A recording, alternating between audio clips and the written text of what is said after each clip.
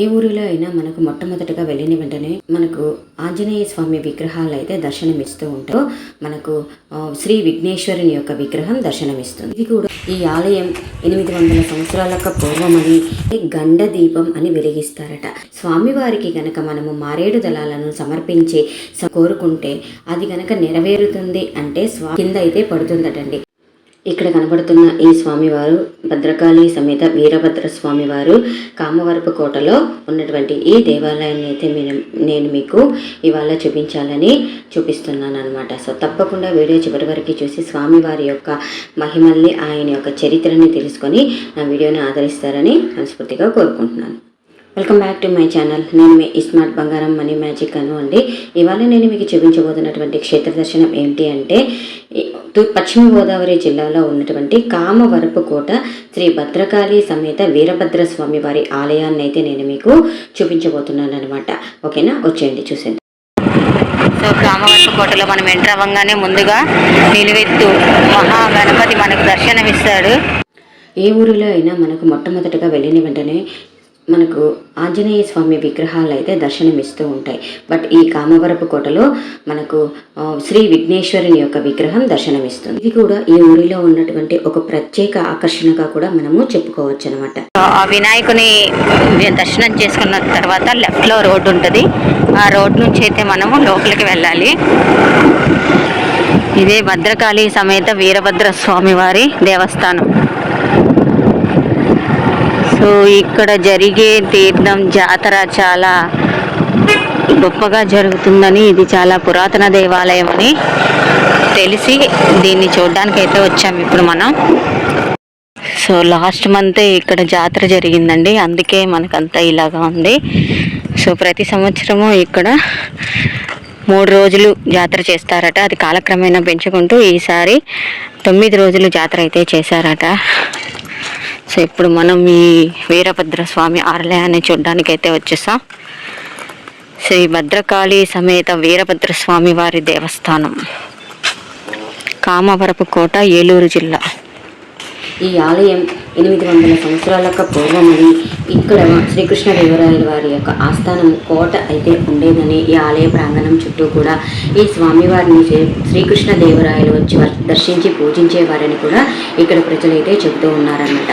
ఇక్కడ శ్రీకృష్ణదేవరాయల వారి కోట ఉండడం వల్లే ఈ ఊరికి కామవరపు కోట అనే పేరు వచ్చిందని కూడా అక్కడి ప్రజలు చెప్పడం అయితే జరిగింది. అంతటి పురాతనమైన విశిష్టత కలిగినటువంటి ఆలయాన్ని మీకు చూపించడం నా పూర్వజన్మ సుకృతంగా అయితే నేను భావిస్తున్నాను.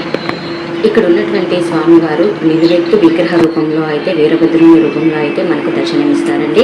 స్వామివారికి పక్కనే మనకు అమ్మవారు కూడా ఉంటారు. సార్ మేము వెళ్ళిన సమయానికి ఆలయం కట్టేసి ఉండడంతో మీకైతే అమ్మవారిని చూపించలేకపోయాను. ఆలయ పరిసరాలన్నీ కూడా మీరు ఒకసారి ఈ వీడియోలో పూర్తిగా చూడవచ్చు అనమాట. అలాగే ఈ ఆలయానికి ఉన్నటువంటి మరొక విషయం ఏంటి అంటే శిఖరంపై శంకు చక్రాలను కలిగినటువంటి ఏకైక ఆలయం కూడా దీన్ని పరిగణిస్తారనమాట. ఎంతో పుణ్యంగా అయితే నేను భావిస్తున్నాను. ఈ ఆలయాన్ని చూసే కొద్దీ చూడాలనిపించిందండి, చాలా అద్భుతంగా అనిపించింది. బట్ మేము వెళ్ళిన సమయానికి హడావిడంతా అయిపోయింది కాబట్టి దర్శనానికి మాత్రమే వెళ్ళడానికి కూడా కుదరలేదు. ఆలయం కట్టేసి అయితే ఉందన్నమాట.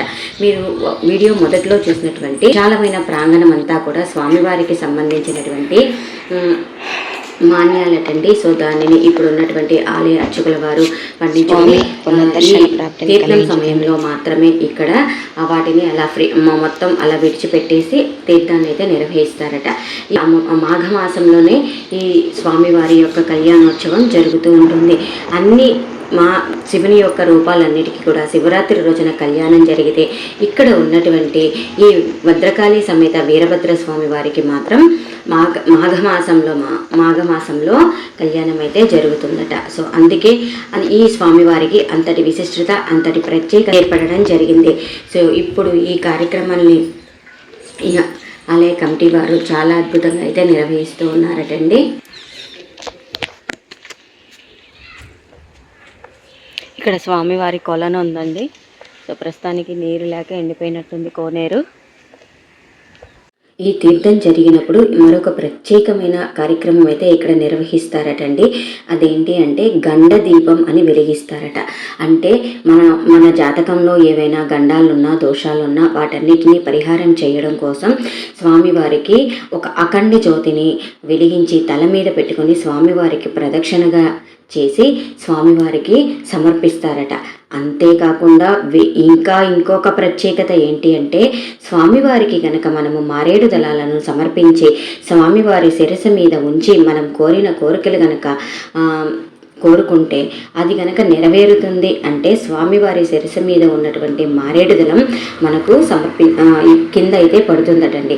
అలా పడిన వారి కోరిక అయితే ఖచ్చితంగా నెరవేరుతుందని ఇక్కడ ప్రజలైతే విశ్వసిస్తూ ఉన్నారు. సో ఇలా ఎన్నో చెప్పుకుంటూ పోతే స్వామివారి వింతలు విశేషాలు చాలానే ఉన్నాయండి. బట్ అక్కడ మనం వెళ్ళిన సమయానికి మనకు అందుబాటులో పంతులు గారు వారు లేకపోవడం వల్ల మనం పూర్తి వివరాలు అయితే చుట్టుపక్కల ఉన్న ప్రజల్ని మాత్రమే అడిగి తెలుసుకోవడం జరిగింది. పూర్తిగా అయితే సమాచారం మీకు అందించలేకపోయానండి. సో నాకు దొరికిన సమాచారం వరకే నేనైతే మీకు అందించానమాట. ఇలా ఎన్నో వింతలు విశేషాలు గొప్పలు కలిగినటువంటి ఈ ఆలయాన్ని వీలైతే తప్పకుండా మీరు కూడా వెళ్ళినప్పుడు ఈ కామవరపు సమేత వీరభద్ర స్వామి వారిని దర్శించండి. అలాగే ఈ ఆలయానికి దగ్గరలోనే మనకు ద్వారకా తిరుమల చిన్న తిరుపతి అయితే ఉంటుందండి. సో చిన్న తిరుపతి వెళ్ళిన వాళ్ళు కూడా అవకాశం ఉంటే తప్పకుండా ఈ స్వామివారిని దర్శించండి. అలాగే దీనికి దగ్గరలోనే మధ్య ఆంజనేయ స్వామి వారి ఆలయం కూడా అందుబాటులో ఉంటుంది. ఆయనను కూడా దర్శించుకొని స్వామివారి కృపలకి పాత్రలు కావాలని కోరుకుంటూ ఈ వీడియో చివరి వరకు చూసినందుకు మీకందరికీ థ్యాంక్స్ చెప్పుకుంటూ మళ్ళీ మరొక మంచి ఆధ్యాత్మిక వీడియోతో మీ ముందుకు వచ్చేస్తానని మనస్ఫూర్తిగా కోరుకుంటున్నాను. Thank you for watching friends. నేను చేసిన ఈ వీడియోస్ కనుక మీకు నచ్చినట్టయితే నా వీడియోస్ని లైక్ చేయండి, షేర్ చేయండి, కామెంట్ చేయండి అండ్ సబ్స్క్రైబ్ కూడా చేయండి. Thank you for watching friends. Bye. Stay tuned for next video.